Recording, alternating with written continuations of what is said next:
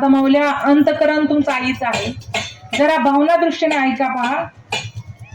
आज आहे मार्गशीर्ष गुरुवार.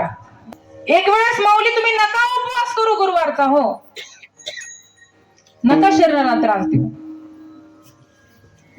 ताई कीर्तनकार आहात का तुम्ही?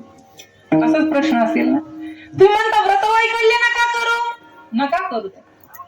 खरं सांगू, या कलियुगामध्ये ती देवी महालक्ष्मी माता एका कलशामध्ये विराजमान नाही हो, ते तुमच्या कन्येमध्ये विराजमान आहे.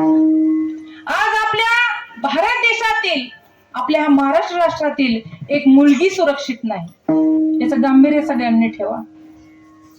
एक वेळेस मार्गशीर्ष महिन्यातील 4-5 गुरुवार नाही केले तरी चालेल, पण त्या 3 वर्षाच्या चिमुकल्या मुक्ताई स्वरूप असणाऱ्या लेकराला न्याय मिळावा. महाराज, न्याय मिळावा तिला. आपण म्हणतो की आपल्या शेजारी आग लागली, जाऊ द्या, काय लक्ष द्यायचं. अरे काय वाटलं असेल आई वडिलांना, त्यांच्या अंतकरणाला काय वाटलं असेल. आज किती नराधम आहे. ती घटना डोंगराळी भागात घडली महाराज.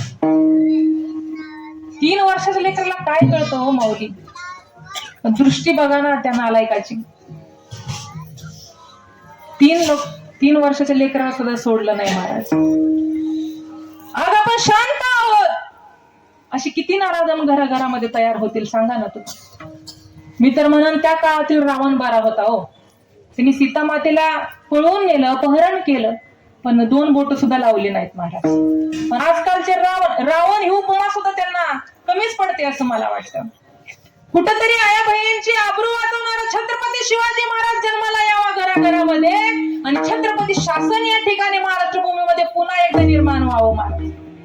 आज आपण त्या ठिकाणी न्यायालयाच्या शिक्षेची वाट बघतो की कुठंतरी त्याला फाशीची शिक्षा होईल.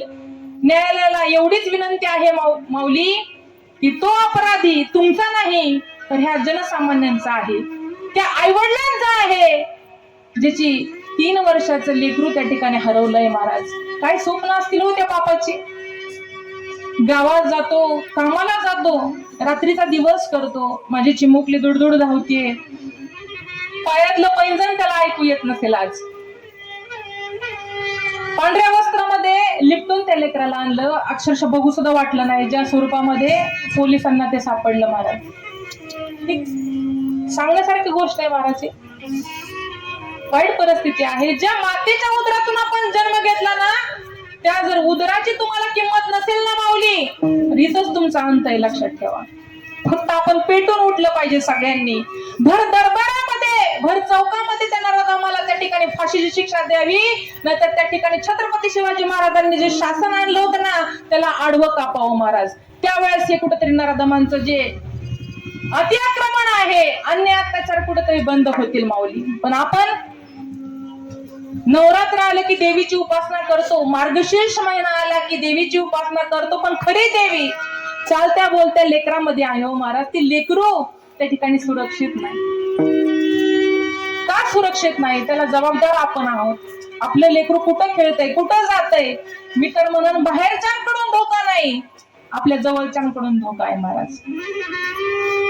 गद्दार कोणी बाहेरचे नसतात महाराज, आपल्या आसपास मधले असतात. कोणावर देखील डोळे झाकून विश्वास ठेवू नका. विश्वास फक्त 2च व्यक्तीवरती, आई आणि बाप. मी तर पांडुरंग परमात्म्याला, श्रीकृष्ण भगवान परमात्म्याला एवढीच विनवणी करून ह्या व्यासपीठावर देवा, आता आमच्या हातामध्ये काही नाही महाराज.